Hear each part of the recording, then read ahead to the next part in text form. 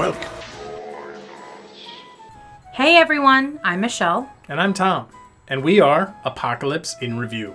We're a comedic podcast that rates and reviews movies in the apocalypse genre. We run a synopsis, play some games, and also have commentary from us watching the movie. Dun dun dun. He did. If you enjoy movies and lighthearted podcasts, come check us out on your favorite podcast platform. Thanks for listening.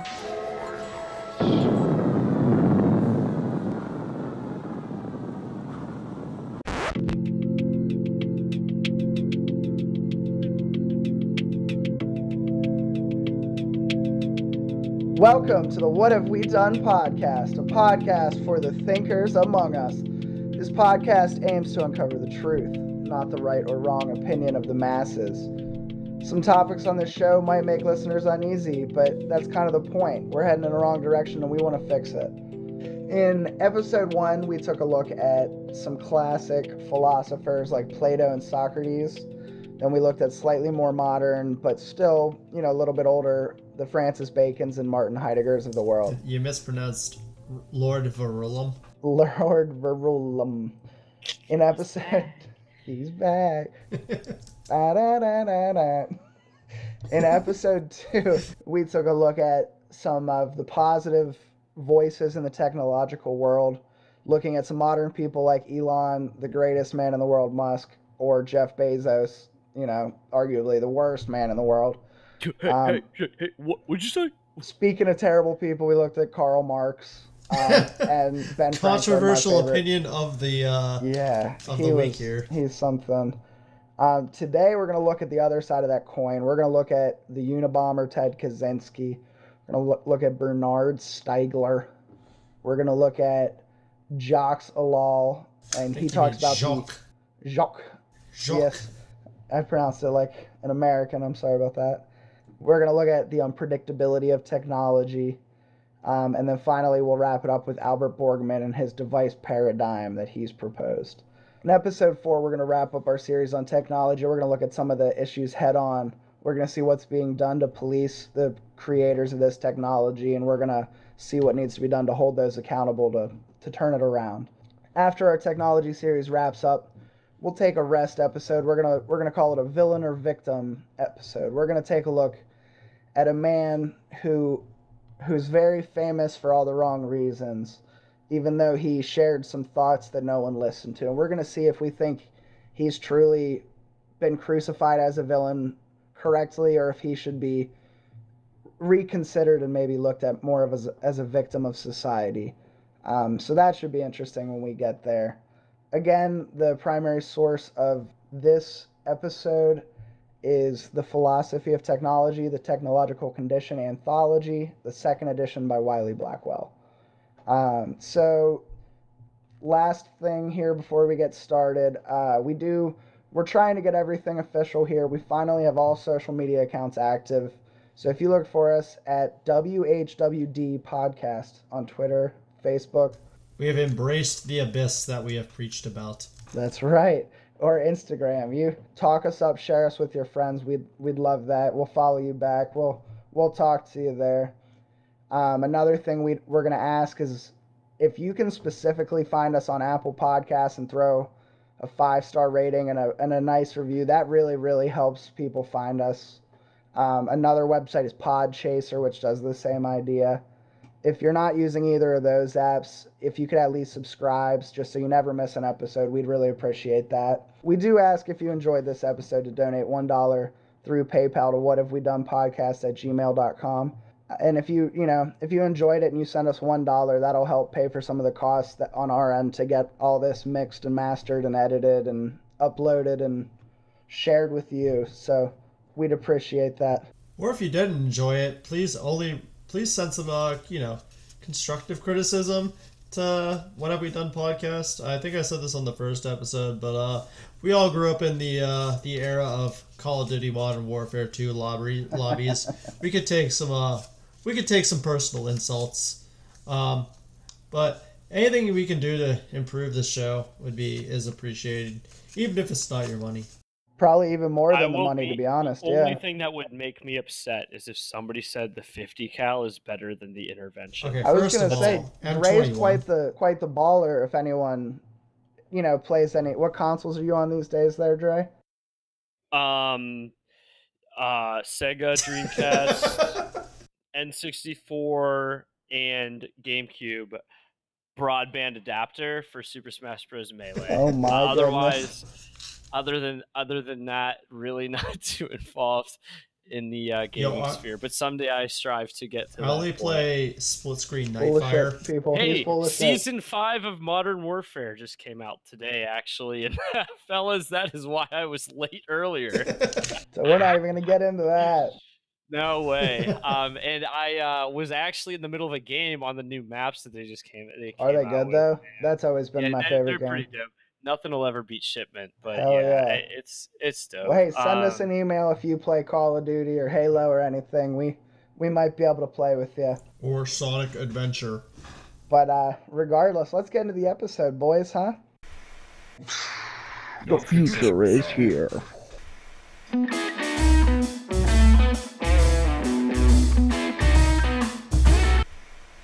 New Hampshire is the first state to allow flying cars on the road by passing the Jetsons bill. Although it's unknown that, to this day, anybody actually watched the Jetsons aside from your average boomer born in the 60s. To be clear, the legislation doesn't let future flying cars ever above roadways, what does allow them to operate as traditional vehicle on public roads. That's right, your flying car is now a traditional vehicle. Your flying car and your Model T are the exact same fucking thing. Two companies are currently working on flying cars, Terrafugia, which is owned by Geely, which in turn is owned by Volvo, and Samson Sky, two car makers which you have most likely never heard of. A company called Higher Stakes has claimed to have successfully created lab-grown bacon. It is described as a bacon product which contains 70% meat grown from a cell material in the laboratory.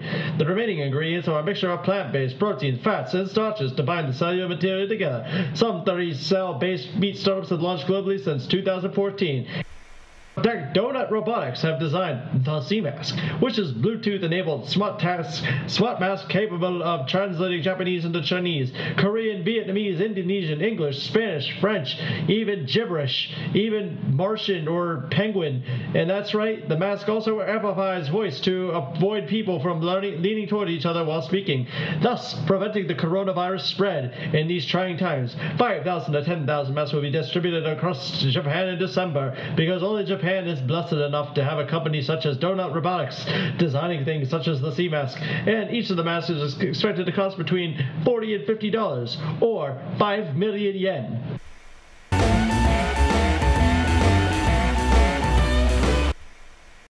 You don't have to say obsolescence if you don't want, because I want to. It's up to you. It's a hell of a word. I'm gonna say it already. You give it to me, baby. Give it to me. Say it, the baby. Obsolescence of Humankind. Okay. There's a couple things that make this up. There's 5 very unique points that we cover here. One of them is the uniformity in a mass society, right? Everybody wants to be like each other. Right. It's just unwritten. Like, nobody talks about it, but everybody kind of wants to be like each other, right? Hashtag stay weird. Number 2, narrow your criteria of efficiency. And personality and manipulation. Ooh, yeah, that's a thing. Uncontrollability, yeah, me, sweethearts, and gummy bears, sorts of things of that nature. Alienation of the worker. Yeah. Sorry, you are a big gummy bear guy, Lee? Absolutely. You are? 100%. Great. Yeah, I used to eat the ones that were like, it was like a burger, like a gummy burger. Ooh, and yes. you'd get a really tiny one. Yeah, and it was like $7. The ones that are they're shaped like hamburgers or whatever.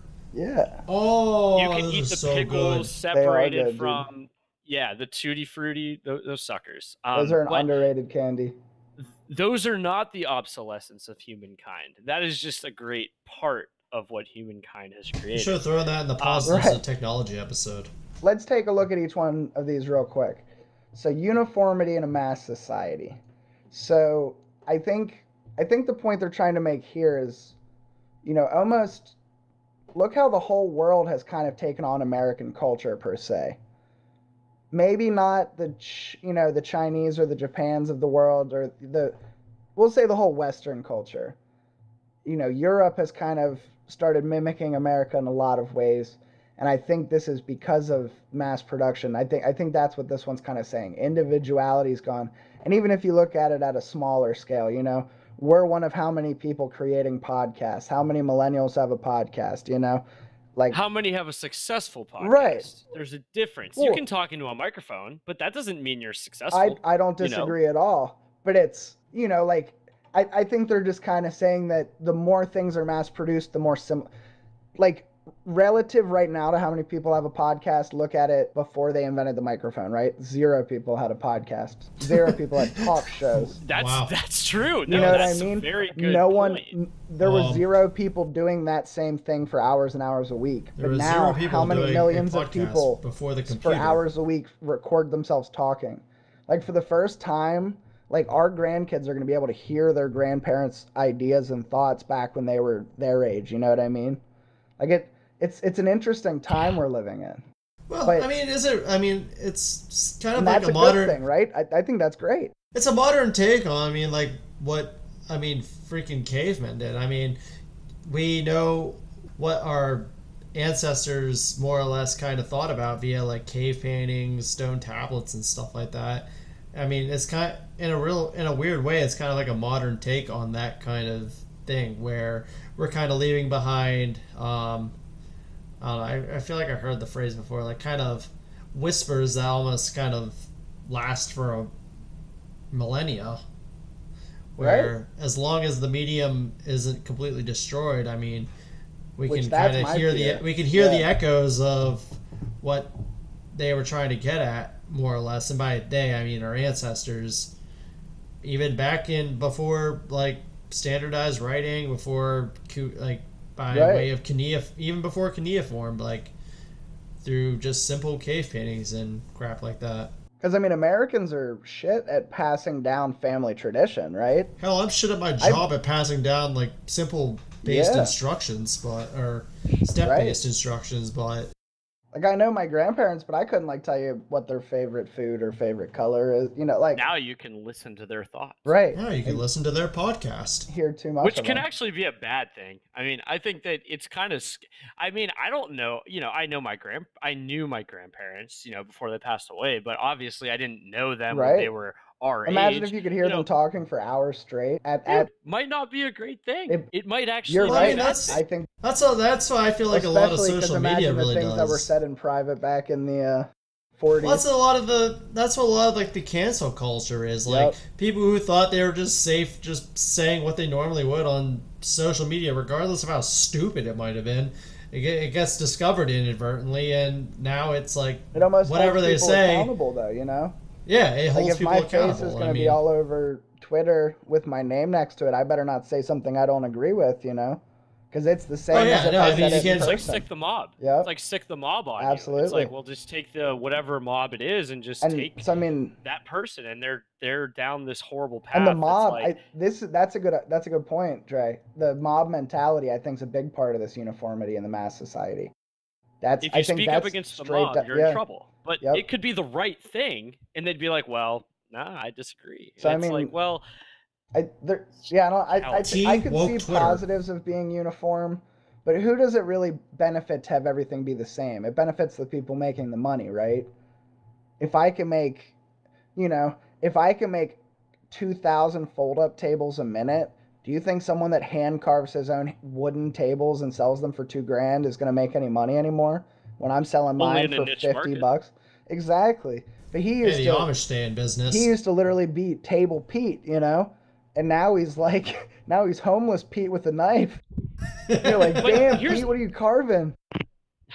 Here's the thing with this uniformity in the mass society that I think is a pretty important takeaway, is that part of it is to be a standout in this uniform mass society. You actually have to be part of the uniform mass society and then branch out, like, to be ahead.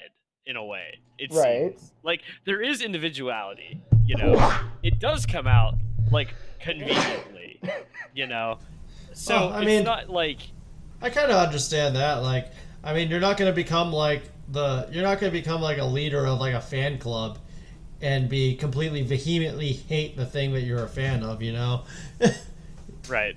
I mean, it's a very specific example, but like the idea is like, yeah, you kind of have to more or less kind of like enjoy not enjoy, maybe enjoy is the wrong word, but kind of be a part of like the group that you're trying to be in before attempting to be the leader of that group. Real quick, I wanted to just throw out, these 5 headlines are actually directly taken from giffordlectures.org. So I just want to give them a shout out. We're not really talking exactly about what they're talking about, but their article was of great help for me throughout this whole outline. So I just wanted to give them a shout out while we were talking. So the second one, narrow criteria of efficiency. Technology leads rational and efficient organization, which requires fragmentation, specialization, speed, and the maximization of output. So this is what Jay was talking about. I believe it was in episode 1, talking about how it's always about getting more for less. I think this is exactly what this is saying. Technology forces every aspect of humanity to be pushed to its max efficiency at all times, because that's what's best, and that's what's best for business. That's what's best for, making money. And I don't think that's a good thing for humans. I don't think humans are meant to be ran like machines, but that's kind of how we're ran, right? I mean, I think in all of human history... Be better, do more. Exactly. In all of human history... So, I brought up a point in episode 1. I'm sticking to my guns on this. I fully still believe it, that really, technology kind of goes back to the whole, like, necessity being the mother of invention.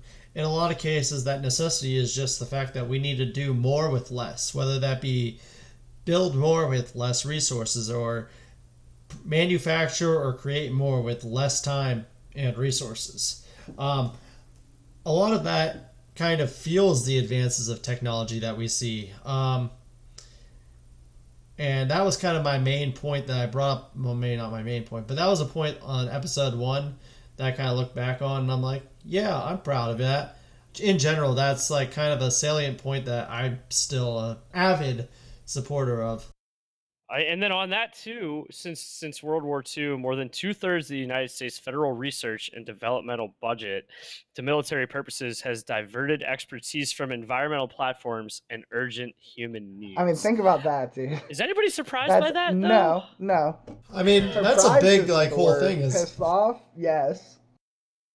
Yeah. Like the whole military-industrial complex is such a money I'm hole. upset. That, like, we spend so much money on our military versus, like, just, and I just things don't that, like, every other first world country in the world has. We need to have enough of a military to keep countries that want to act against us under control. But we have, I think you can add up, the next 15 military costs, and ours is still more than it, or it's some, obscene amount greater. And impersonality manipulation is another one of the big hits on obsolescence. Hey, I love saying that word, obsolescence of humankind. So impersonality and manipulation. Now think about this one, right? Genuine community and interpersonal interaction are threatened when people feel like cogs in a well-oiled machine. When the technological mentality is dominant, people are viewed and treated like objects. So think about that for a second, right? That feels You're too real. part of the big picture. Like wherever you are at, right? Whether you're on the ground level, whether you're working at a fast food industry, whether you're the marketing guy at a company, whether you're just somebody who is cleaning up garbage on the street, you're just if you look at it from this perspective that it's just a big, not a Venn diagram, but kind of a block diagram, right? Where you're one of those people, and then what's the next thing above you, and then what's the next thing above you, and then what's the next thing above you. Exactly. And you just keep climbing up, right? You your position or your job is just one of those like blocks. Absolutely. Right. Yep. It's just that's the reality of society. I mean, it's not. It's a bad thing, but like, how else are you gonna just kind of like, you know, how else are things supposed to just kind of like get done? I mean, I don't want I don't want to hire somebody and pay them like $2 an hour to do something, but like, what if there's no control I have over that? Like, what if it's just like, that's the market value, so it's not a competitive wage. It's like I can't change that, like me as a person, but like me in a group can change that. And it kind of if you take all three of these, uniformity and mass society, the efficiency and this impersonality and manipulation, and you like combine the three and you like work upwards, right? There's obviously like a crew that can, if you get a bunch of people together, you can fix these minor inconsistencies in society. But it's the effort that they do not have because they're comfortable that nothing changes. So everybody feels like they're just cogs in a well-oiled machine. I mean, a lot of this too, I feel like in a lot of cases, like social media really kind of magnifies this. Like, nobody is really themselves on social media. Like, that's just like, that's a fact. Like, nobody really wants to, either, unless they're like seeking attention, like, oh, I'm gonna go kill myself, FYI, guys, come, unless I get 10 likes. But the idea, like, just social media, just nobody's really themselves. Everybody's kind of everybody's on their mission to put on like their best face. Well, it's true though, because the more you look into like Twitter or like the Twitter sphere, is you have people that are basically saying, and this is point number 3 to a T, and I'm going to kind of wrap this up really quick. Point number 3 to a T is what Jay just said. Your impersonality on social media is what gets you out of like the norm, but it's not real. Like, your impersonality is not even a real thing. So you have people on social media just like painting this picture that is just not reality, but people love it. They're like, oh, that's so crazy. What a normal person. I mean, everyone's perfect on Instagram, right? No one has a bad day on Instagram. Right, exactly. And it's so true. I don't think anyone has a good day on Facebook. And that's when you get to, right, you get to this point where like celebrities are not real, right? Because like, think about it. They're not. And Twitter's just like a fight. Like, if you just want to go yell at people, Twitter's perfect. That's my favorite pastime, is just yelling at people on Twitter. Like, they all have a predetermined attitude. That's how it feels. Is the opposite of uncontrollability, which was the next bullet point here. Separate technologies form an interlocking system, a mutually reinforcing network that seems to lead a life of its own. Runaway technology is said to be like a vehicle out of control with momentum that cannot be stopped. Doesn't it already kind of feel like that? Oh, absolutely. Oh my goodness. Like, you think we could stop Google or Amazon Absolutely. right now? I feel like, yeah, I mean... I don't mean to interrupt, but absolutely not. I mean, a lot of that, seriously, is just the simplicity of it. Nobody wants to give up simplicity. Like how many people are going to be like, if presented with like a machine that like cooks steaks to perfection, if you're given that for free, are you going to be like, no thanks, I would like to hand right, cook I'd my rather steak. still burn it. Yeah, I'd rather still potentially burn it or eat a live cow. Like, nope. Nobody wants to do that unless you're like, I guess the counterexample of that, until the hipsters start doing one it, thing, right? And then I guess a grill will be twice as expensive as it ever was. One counterexample I can think of that just came to mind would be like the Amish. Like the Amish, like forego like any technology because just the simple. It has to do with like religion or something like that too. But I mean, their whole lifestyle is based on foregoing like simplicity and getting more like satisfaction and enjoyment out of a hard day's labor, which I mean, I can see that being a real thing. Like, I'm sure you can get positive, like, I don't know, theta waves. I'm not going to pretend like I'm a neurologist or anything like that. But like, right. The idea that like, any neurologists out there, feel free to send an email. Please send that criticism so I can learn me some neurology. But the idea is just like Teach us. that hard work and like not giving up on and just saying, yeah, let this new piece of machinery just do this for me. Like that kind of gives them some meaning in life. And that you just walked right into the final bullet point, which is the alienation of the worker, right? In capitalism, how many workers go and use computers they don't own? They use programs they can't afford. They do work that they couldn't do by themselves otherwise unless they saved up hundreds of thousands of dollars, if not more, right? So, like you said, people going and using a fancy machine, they might be good at... Well, think about like a machinist, right? Someone who can drill metal. They might be very good at using these machines, but say they want to start their own business, they need to get $200,000 to buy one of the same machines to use it, Good machinists, though, that is borderline a trade. True. Good machinists are very intelligent on the machines that they work. But so that's just an example, like a chef. A chef could be very good at cooking if he has the right kitchen. And a really good one will still make you something fantastic on any piece of cooking equipment, right? I feel like, maybe capitalism's like a broad topic. Maybe unregulated capitalism.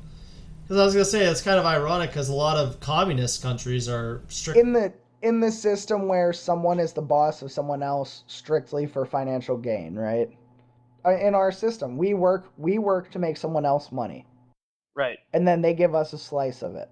Yeah. But we're their bitch. That's not too different from communism. Except instead of just somebody, we're working to make everybody money. It's a little more... Or everybody no money. Yeah. No. The ultimate, But I'm not even comparing it to communism. I'm just talking about capitalism in general. To Jay's point, though, real quick, you work for someone else. When he says everybody, he means everybody. I think people forget how many people there are. Yeah. Everybody is a big number. It's rather large. For sure.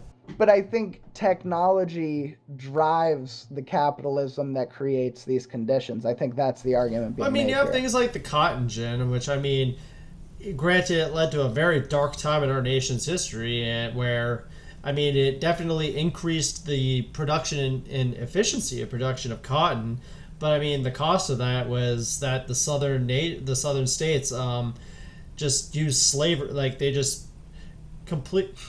they completely started upping the usage of slavery on their plantations just because they could completely start screaming out more cotton at less time. That's definitely a bad outcome. And no, by no means was I saying that was a good outcome. But it's kind of what I think kind of ties to this point is this is a case where technology advancement in technology kind of came at the detriment of the worker.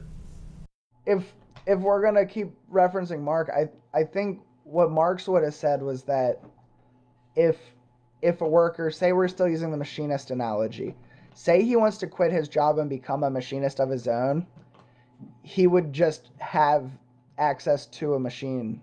He would have access to the space.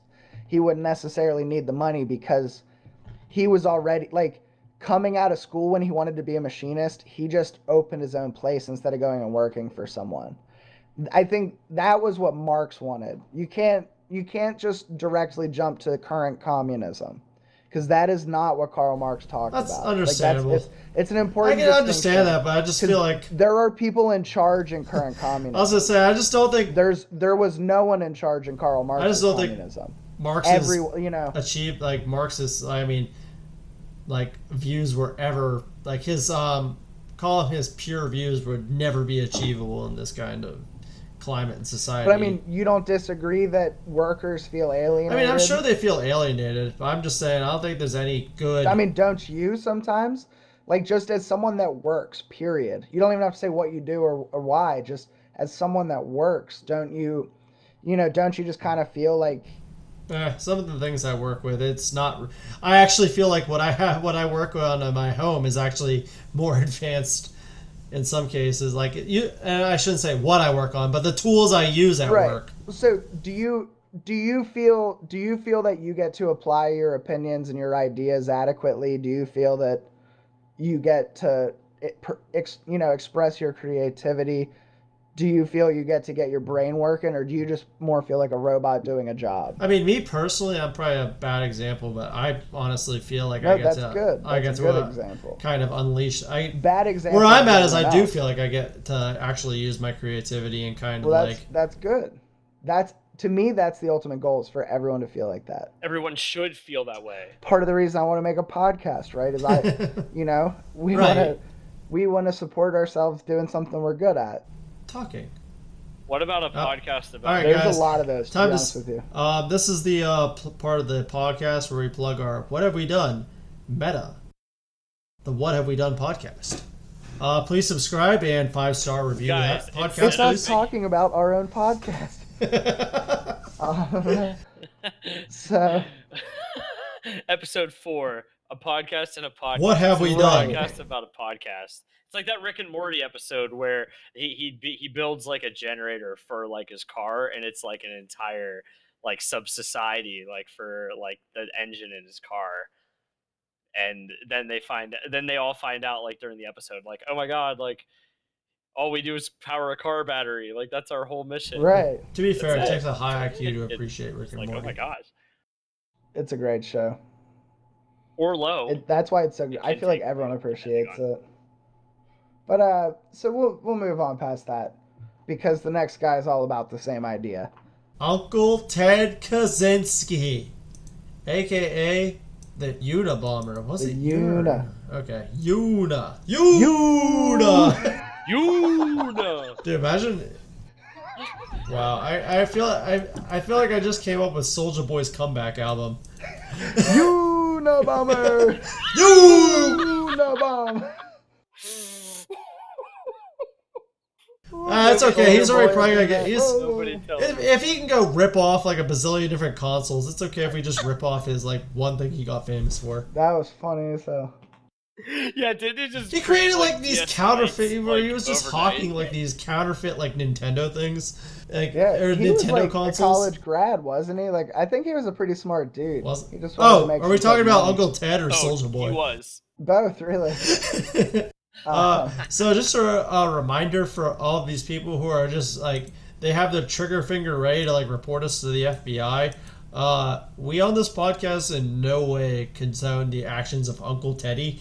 We're just discussing his actions from a philosophical and in some cases, as in my case, comedic point of view, which is pretty bad, but it is. Yeah, he was a weird guy that did terrible shit, and we don't support that. Yeah, the at guy all. was by all means a domestic terrorist. Don't get me wrong.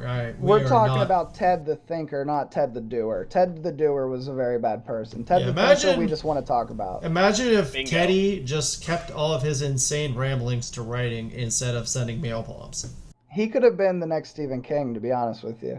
Interesting point. He would have been a great author.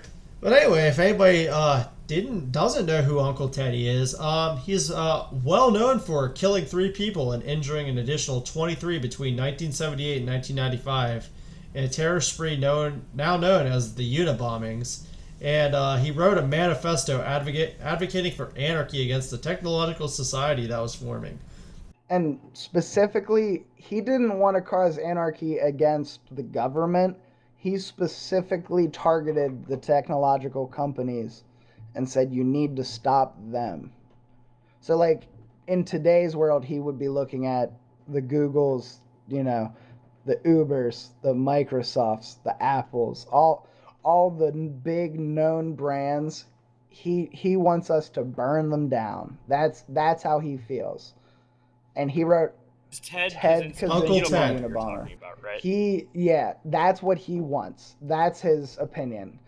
And how he actually got caught was he basically, anytime anyone talked to him, this was all he would talk about, was how this needed to happen. And, he went to heart, like, we're not going to go into the whole true crime aspect of him. There's a bazillion podcasts you can listen to about him. But he basically went to Harvard. He was involved in these trials. He went to Harvard at age, I believe it was 14. He was a very smart kid, obviously. Goes to Harvard, dude, and they put him in these trials for 3 years where there was, like, drugs and psychedelics and brainwashing and yada, yada, yada. And there's, like, people that think this was involved with, like, conspiracy theories like MK Ultra or whatever. Not even going to get into that. But, you know, like, he was messed with. He was a child at the smartest school in the country, probably the world, right? And he was in these psychological programs. So then he went to California, got a job as a teacher at a university. Everything was going fine, and out of the blue, he quit and disappeared and didn't talk to his family ever again, and no one ever knew what happened to him. And that was his story until he got caught. And he was just a weird dude that hated what was happening with the world. He was so smart, but no one would listen to him. This guy had like Einstein level not GPA, GPS. Einstein level IQ, right? Very smart man, but he was crazy, you know? He was absolutely crazy. And so his sister-in-law, she read the manifesto that ultimately got published in the newspaper and said, honey, I think your brother wrote this. And he goes, no fucking way, no way. And they submit a couple writings that Ted wrote with the manifesto to the FBI, and sure as shit, they're like, oh, that's him 100%. And they knew where he lived, and they went and busted his ass, and it was him. And he admitted everything, and he basically, his defense, he was adamant that he was not crazy. He was a very intelligent man. He was not crazy, but that he thought the world was ending, and he wanted people to listen. And he pretty much, I think he kind of went down as a martyr, saying, someday you'll believe me. And, you know, people look at him like he's a crazy person, and, you know, he is, because he did that shit, and he didn't need to do that shit. He should have written about it and published it. But, you know, he was known for coining the term leftism, which, it's interesting to me, because if you read Ted talking about leftism, he pretty much says that people are going to end up turning on each other, making people feel ashamed on their actions. It's going to, you know, make people speak contrary to the expectations of society and then be shamed about it. Like, doesn't that sound familiar with what's happening right now? Oddly familiar. And he did this, I think it was in the 90s when he finally got that published. And this is before mass media. I mean, we had mass media in the well sense before of it. that, Well like, you know, before. large scale media. But I think I'd be willing to bet he saw all of this coming. That's scary. And so it's, to me, Someone it's should very, give this man a Twitter in 80x Florence. Yeah, and I believe he's still alive. Let me do another alive check. I think so. I did a life check. Did you? I already life check. Yeah, he's not dead. He is not 78. dead. And he's still writing. I actually did buy one of his books just more out of curiosity than anything, because I think that's what he should have done from the beginning. He's a smart guy, you know, and he made some really, really, really stupid mistakes just to get his word noticed. The crazy thing about that statement, well, it's not crazy about what you said, but it's, if somebody like him who uses his skill to benefit mankind, he could have been president, man. But you know, he's that smart. The question is, if you're that smart, why don't you take that and turn it into something great? Right, like, instead of being like Rage Against the Machine, I love that band. But I'm just saying, it's like a hybrid of he's that smart and there's something wrong with him. Right. You know, I think that's realistically what it is. What if he were able to just twist that? Where would he be now if he was able to just meld it in a way? Yeah. And then be great. Now, something tells me we'll be coming back to Uncle Teddy.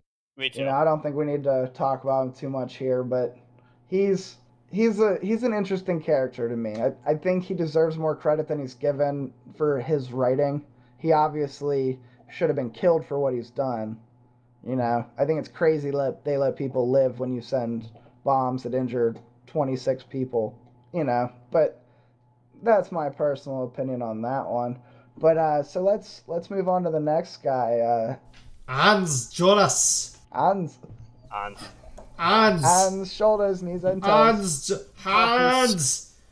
All I can think of is just Hans from what is it? Die Hard. Hans. Aren't those the guys Gruber from SNL? Hans and Franz. I haven't watched SNL recently, so I'm afraid that reference is lost on me. Pumping with Hans and Franz. Yep. Okay. Well, I'm sure someone out there laughed, and if not, you know, screw you. So, anyways, tell us about our boy Hans. What he was known for, primarily he was a German-born Jewish philosopher who escaped the Holocaust. I think you meant to say Holocaust, not the Halo-caust. I think you could have just said it. No one reads these notes. The opportunity was too good. This guy was a German-born Jewish philosopher who escaped the Holocaust and refused to return after learning his mother was a victim to the concentration camps. So after proclaiming the fact that he refused to return to Germany, he decided to teach philosophy in the USA, as all good men do. Classic. And he was actually German Holocaust survivor to philosophy in America teacher. And if you got for all of our diehard fans who were with us all the way back in episode 1, he was mentored by and looked up to our boy Martin Heidegger until Heidegger pledged his faith to the Nazi regime, which we kind of conveniently left out in episode 1. Which we famously called the Heidegger climax. It was... That was... Yeah, I must say, I feel like it climaxed before he pledged his faith to the Nazi regime. That was actually the start of the I feel like that's where, like, they call it falling action in, like, English classes. Right. That was the end of the end. And that's kind of where, like, the end of greatness... I feel like that's the end of anybody's greatness, when they start pledging faith to the Nazi regime. It's just not a good look, you know? Not a good look at all. It really isn't. What do you expect to get out of it? That's what I'm... What year was this? Hans Jonas Knees and Toes. So he was known for the work, The Imperative of Responsibility, which is an interesting name, I think. I think that kind of, if they ever wrote a movie about me, I think that would be a good name, The Imperative of Responsibility. And here's my favorite fact about Hans Jonas. His wife was named Lore Wiener. Lore Wiener. Lore Wiener. Yeah, so it's Hans and Lore Wiener. Jonas Wiener. Did Andrew Wiener's like love of sexting underage girls does that run in the Wiener family? It might, dude. Lore? I mean, that's just a curious name to me. Did Lore just send like black and white nudes to underage gentlemen in like the 1930s? That's exactly what I expect. Who's Lore Wiener? It's his wife. Oh. His wife. His wife? His wife. So our boy Hans, he had some interesting technological views. He thought that the change of tech had its own momentum, and he basically said that it was at a pace too rapid for trial and error readjustment. So this is one of the examples back when we talked about in episode 1 where the Congress was grilling the tech leaders, and they just have no idea what's going on. And it feels obvious to anyone that has any idea what's going on that the big companies rule the world, the politicians don't. You know, and I think that's kind of, in a way, I think that's almost what he's getting at. Like, things are changing so fast, we can't run it through the normal court procedure. That shit takes way too long. Tech is lapping courts, you know? And so he says that we need almost a new ethic of responsibility for the human future and for non-human nature. So for artificial intelligence and robots and all that jazz. He kind of says that we need to make policies to avert catastrophe rather than maximize short-term benefits, which I think that one I'd put like 15 exclamation points after. I feel like this guy really would have a great opinion on like all the great things like patent trolls and like the whole fact that like you become like a labeled sex offender for life if you're like 16 and you have like a girlfriend who's 16, and like people who like kids who like sext each other, like even if they're the same age, like don't get me wrong, if you're like 30 and you're sexting somebody not like cool. who's that young, Yeah. like not cool, but like Yeah, dude, if it's like you're 17, yeah, I mean, like I knew a whole bunch of people who got like life sex offender which sentences is crazy, because like man. when they were absolutely crazy 16, and I think that's a nice like kind of a residue of the fact that like really the law has not caught up with technology right in a lot of cases. Could and how many child of them, pornography is child pornography. like imagine this isn't like imagine the whole if you're a girl and you send a picture that you think's on Snapchat and it's going to be deleted, right? That's what you're told. You're just a kid. That's what you've heard. It deletes it when you send it. And then it goes there and he screenshots it and sends it around the school. Next thing you know, everyone's got a picture of you and then you get arrested. Like, is that your fault?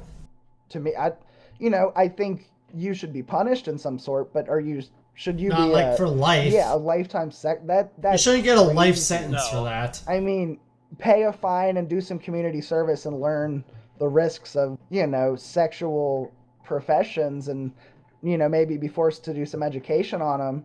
Not saying they're bad, but you need to be aware, they're not ones to just jump into willy-nilly. And that whole thing, yeah, it's just like, maybe like, you attend like a little thing where it's just like, hey, you really shouldn't be doing this at this young age. It's not good for you, for your... It just can't It's not be, your maybe there's an at-home thing like, that's really bad, right? mentality. Like you need somebody else on the outside. Yeah, you don't need to... It doesn't like, need... Hey, you don't need to be labeled a sex offender.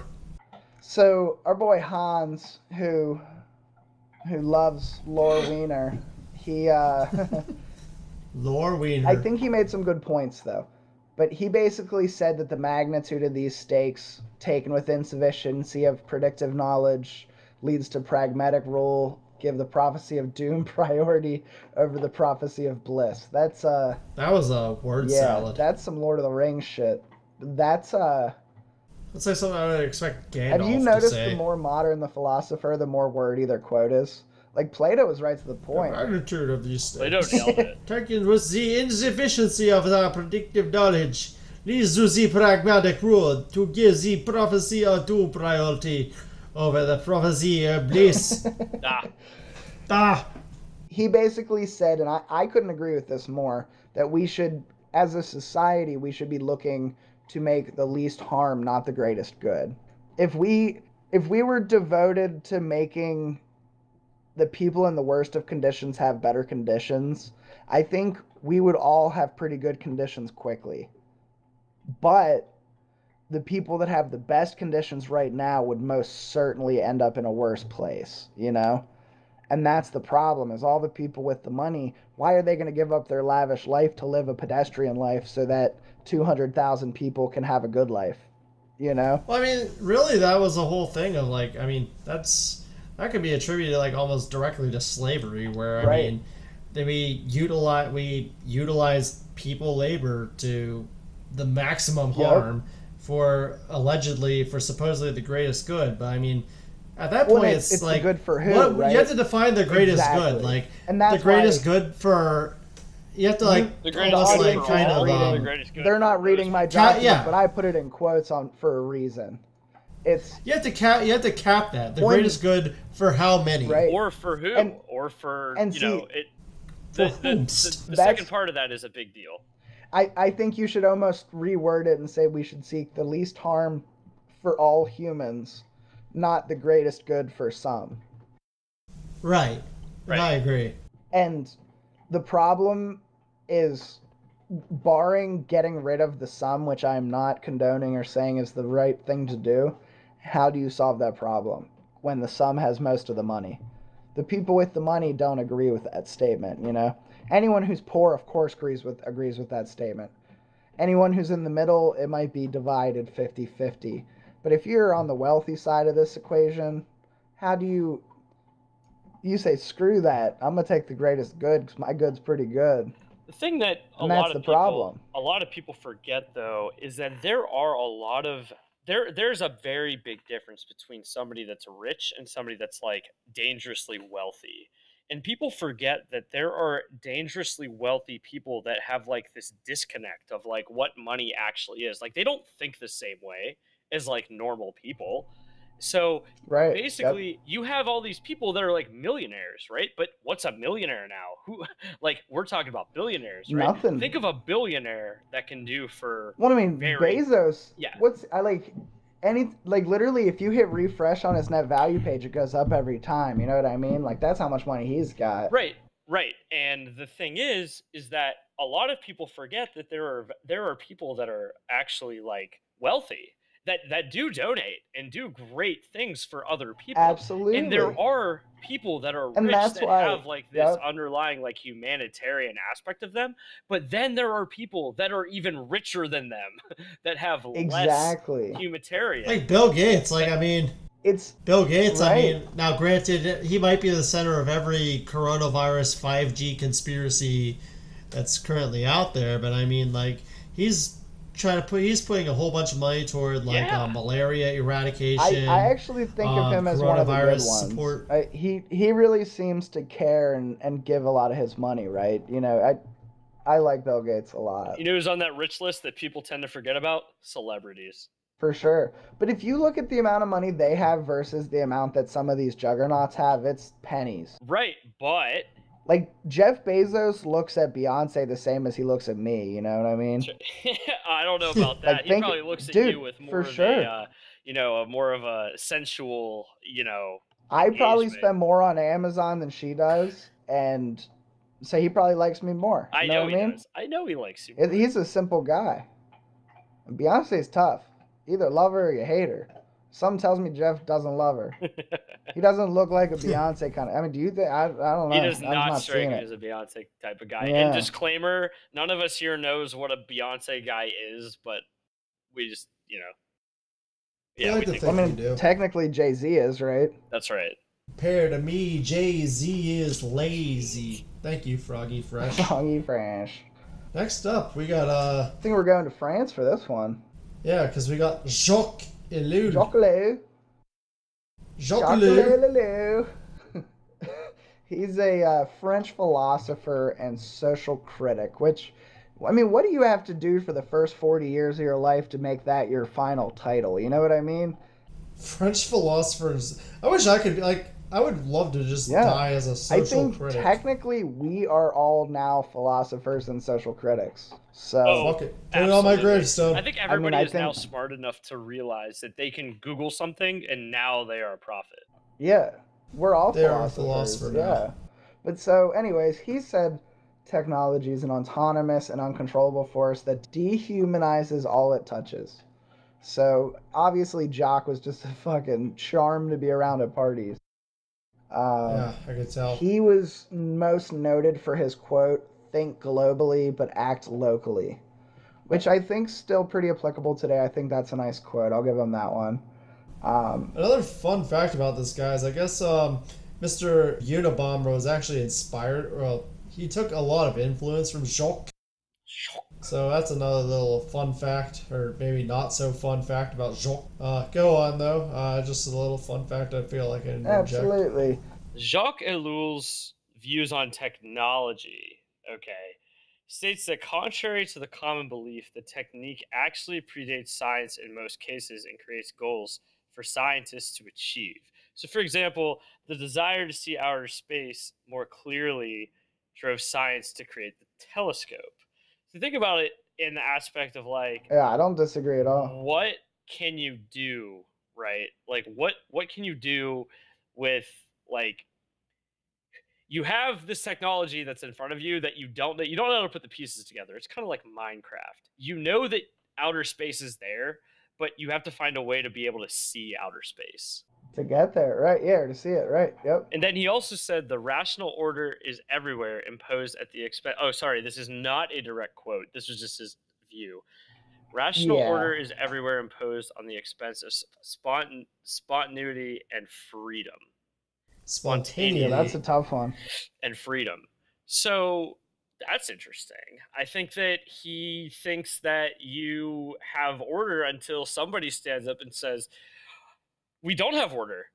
I am choosing not to have order right now. Right. Well, that's the thing. It's more like, well, I think that is kind of like a whole thing where, like, you can spontaneously decide that, hey, I'm going to go commit armed robbery at a bank. But rational order, like, the whole idea of Yep. order is that, yo, you can't just go willy-nilly go rob banks whenever you feel like it. Which is ironic because that was kind of the original idea. Well, not to rob banks, but of America was to be free, and now we're super free. we have more laws than any other country in the world, right? I mean, people forget that, I think. And, it's actually kind of like a thing where, like, literally, apparently, you can go, like, the average American goes, like, 10 minutes, and they apparently break, like, 5 different laws. I That's forget what I what the mean, actual dude. It's statistic so is, but it's silly. something like that. why can't you make the laws work? You know, design the system so that people breaking the law are truly acting up, right? Like, you know, if you're fucking selling weed, but 95% of the kids at the school smoke weed, to me that, you know, that just means that you're making up an opportunity that's missing. But if you're killing someone, that's obviously not cool. you get You're to a acting out of morality line. Selling weed to kids is a great idea. That's totally different. But in our country, we consider those both felonies, and they're you know, they're both bad. You know, it's like, are you kidding me? I mean, maybe selling weed to an adult. Maybe the kids at school. That's almost no, wait, we'll say college. We'll say college. College is okay. I meant 21-year-old kids. Sorry. This Like actually 18 goes back to that impersonality and manipulation aspect that we mentioned earlier, and the uniformity aspect, because you're basically saying, why don't you? It's peer pressure, right? Peer pressure is it's pieces of that, right? Like if you're Right. a young person and somebody says to you, hey, here, you can do this. This is all you. And what are you going to do? Fight back and say, no. That's why we have like DARE, you know? Yep. It's because people are telling you like, no, it's fine. And then you're like, I don't want to tell my parents. We parents. have to teach you to because this escape feels your like a normal natural, thing. yeah. Yo, huff this paint, man. It's good for you. Because you don't understand as a kid that people design these chemicals to make you want to do more of them, you know? But, like, the older you get, you learn that, like, sodas like that, beers like that, fast foods like that. Like, the final thing